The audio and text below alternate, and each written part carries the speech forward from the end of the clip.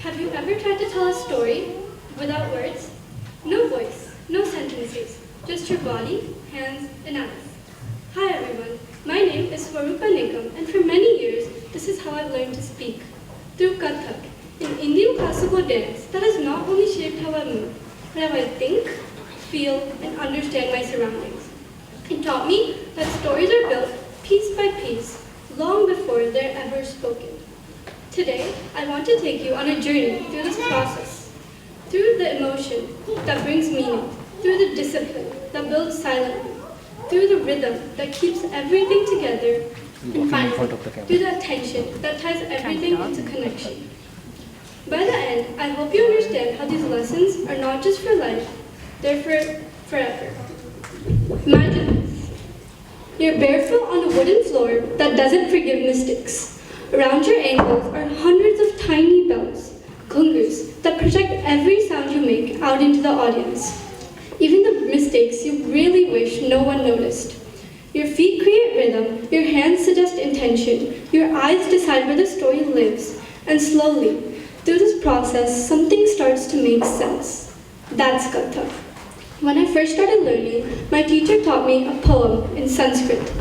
Yato hasta tato drishti, yato drishti tato mana, yato mana tato bhava, yato bhava tato rasa.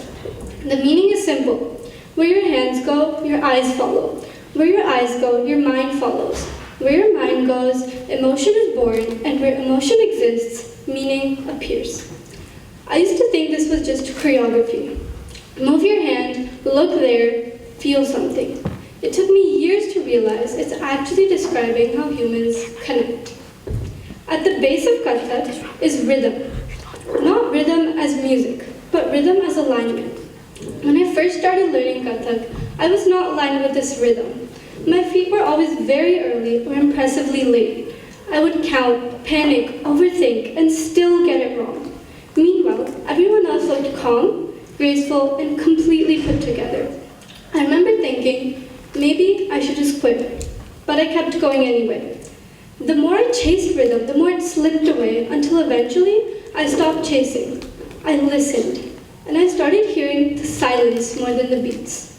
Rhythm taught me that timing isn't about speed, it's about presence.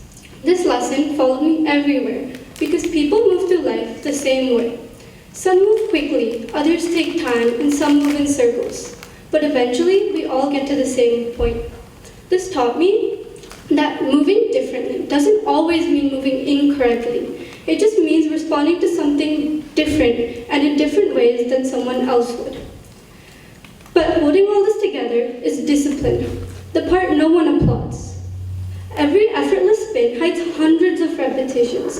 Every expressive gesture rests on sore ankles, miscounts, and teachers quietly saying, again. There was a long stretch where nothing happened. I practiced. I recorded myself. I tried to fix every micro mistake that I could make. Until someday, something changed. I lost myself in the cycle of perfecting and dancing, and I started enjoying the journey more than my destination of perfection.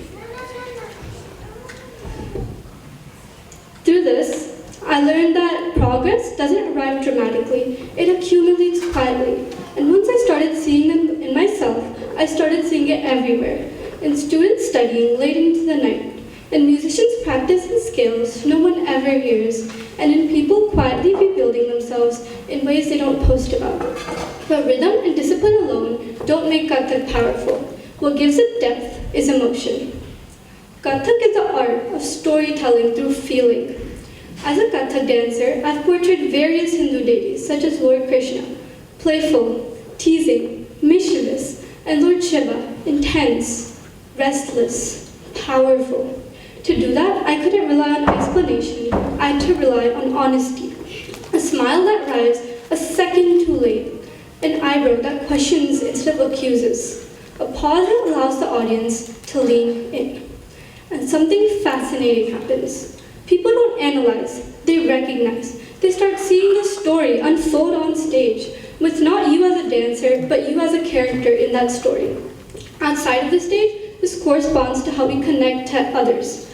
We don't always need words to understand each other. We respond to what we feel.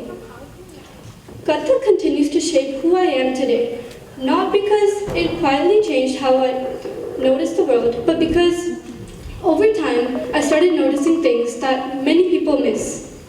I started noticing how often we rush to explain ourselves, how quickly we fill the silence, how uncomfortable we are with pauses, with gaps, with uncertainty, with not knowing exactly what something means yet. But meaning, I've learned through this process of dance, doesn't like to be rushed. If you force it, it's different. If you chase it, it hides. But if you give it time, it reveals itself. This shows up in small moments, like when someone says they're okay, but their shoulders are tense, or when a friend laughs, but their eyes don't, or when someone is quiet, not because they have nothing to say, but because they're still forming it. Before, I made attention follows. Where your attention goes, your mind settles, and where your mind settles, feelings begin. That's true in life, and it's true in dance. When you're in the present, even a small conversation feels longer. A mistake teaches more. A silence, most importantly, feels less threatening. And maybe that's the quiet gift Katha gave me. Not just the ability to tell stories without words, but the ability to hear the ones people don't know how to tell you.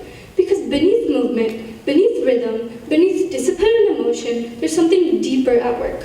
Attention. What we choose to notice. What we choose to keep with us. What we allow to unfold instead of rushing past.